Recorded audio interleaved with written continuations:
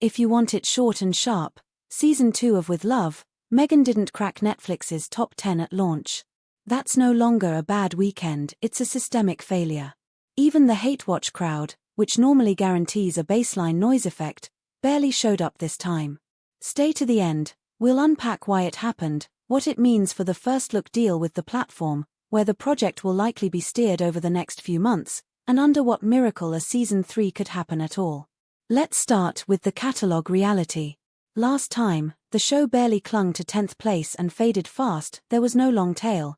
Within a week it slipped off the radar, and the repeat viewing that the algorithm loves was almost non-existent. This time the launch is even weaker. Fresh viewership summaries don't list the show among leaders. That's the most worrying sign. The platform tracks not just pressed play, but watched through. When audiences bail at the midpoint, no thumbnail can save you. Why did the audience walk? Because home kitchen was sold, and gloss was delivered. Intimacy was swapped for a rented house, easy and simple 4 pre-prepped dishes, real arguments and sparks for guest flattery. Cooking TV survives on 3 pillars: skill, mistakes, and a touch of everyday humor. Here, the knives gleam, the stovetops shine, and any awkwardness vanishes in the edit.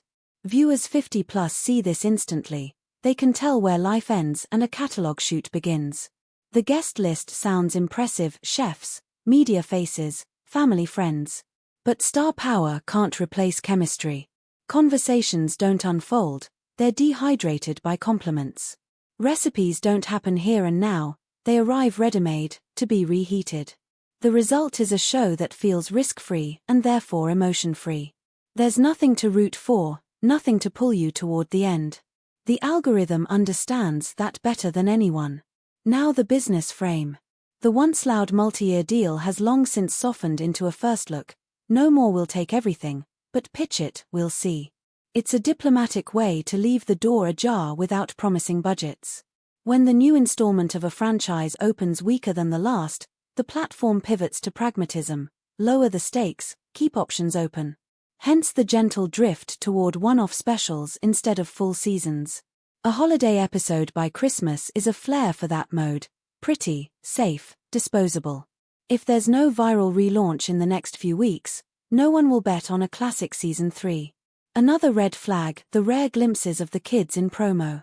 Technically, privacy is preserved, no faces, back-of-head angles. In practice, it's the fastest and riskiest pump for interest. If you're using that hook, the core content isn't holding. Yes, it can spike clicks for a day or two, but it erodes trust in the core, especially the older audience that values family boundaries. That's not growth, it's skimming. After skimming, rebuilding is harder. A note on Netflix mechanics. The platform loves not just loud starts but repeatable success. It caught, now scale it. Here, the curve is inverted. The big pop came on Revelations, and each new offering pulls less than the previous one. In industry terms, the brand's ROI is weakening. The name no longer adds views by default.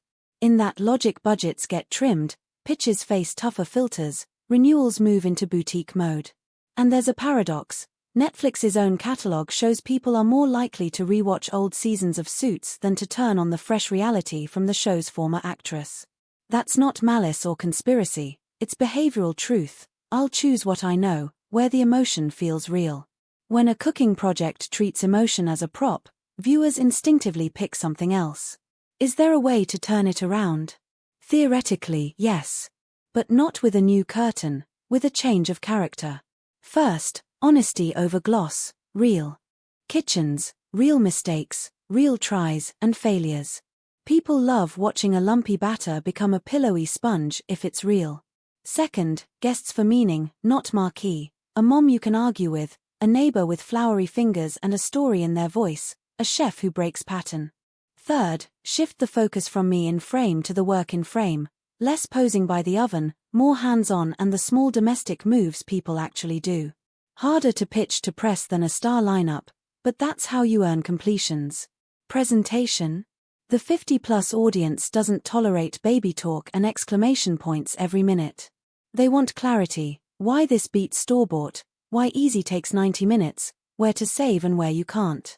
Say plainly, "This didn't work, here's how we salvaged it," and you'll earn trust. Trust adds minutes, and minutes feed the algorithm. There's also brand fatigue. The signboard has changed too often in a few years, from truth and interviews to leadership, sports, lifestyle, cooking. The core blurred. What are you, exactly? If the answer is a bit of everything, it usually means not deep in anything. Today people click not for a name, but for usefulness plus emotion. One more lesson: go easy on the personal. Any attempt to juice interest with family flourishes reads as manipulation, especially to a mature audience. What's next, practically? Most likely a holiday special, a careful pause, and a format reassessment. Expect occasional one-offs pegged to tentpoles, not a broad seasonal slate. Any decision on Season 3 won't be made by a press release, but by an Excel sheet of retention curves. If those lines stay where they are, no green lights. Can the fall be softened? Yes, drop into a low-competition window, anchor episodes with genuine partnerships alongside heavyweight culinary names, pre-test cuts with a 50-plus beta audience and edit to their feedback, not to Instagram likes. And please, retire rare kid shots as a promo tool. Short likes, long trust penalties. And about those endless Suits comparisons. That show had plot, conflict, growth, setbacks, victory, the drivers that make viewing sticky. Cooking can deliver the same if it offers risk and a path. Couldn't, learned, burned, saved, argued, made up. With Love is showing the finish photo without the track. Pretty, but unmoving. One more thing. This isn't about unfairness or bad press. It's about the simple economics of attention. People click for what's useful, stirring, or funny. When it's none of the above, the stream becomes background, and background drowns on a platform with this much catalog. It's not a life sentence, but it is today's diagnosis. Finally, honesty with yourself. If a project stalls twice, it's cleaner to pause than to grind it down to zero interest. You can come back, different content, different degree of candor, where the love in the title is not love for the camera, but love for the craft. Then the story might pull people and minutes again. You're on Secrets of the Sussexes.